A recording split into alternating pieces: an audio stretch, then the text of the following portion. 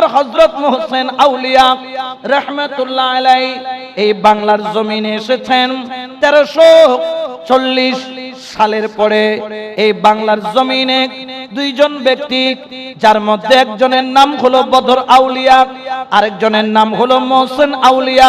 দুজন হলো সম্পর্কে মামা আর মদিনা ওয়ালা আমাকে নির্দেশ করেছে তাড়াতাড়ি বাংলার জমিনে চলে যাওয়ার জন্য, সেখানে গিয়ে কলমার দাওয়াত প্রচারের জন্য।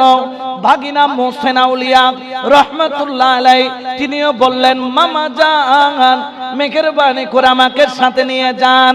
মামা জান বললেন, ভাগিনা তোমাকে সাথে নেওয়া যাবে না, আমাকে আল্লাহ হুকুম করেছে আমি চলে যাব।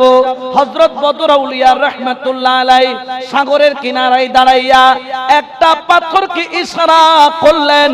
ওই ইশারা করার দেরি পাথরটা নৌকার মতো ভেসে ভেসে আমার হযরত বদর আউলিয়ার সামনে চলে আসলো। বলে, মামা যদি পাথরে বেছে বেছে যাইতে পারে আমিও কেন পারবো না? তিনি ডাক দিলেন একটা পাথরকে। ওলি আল্লাহর জবান এত দামি কেন?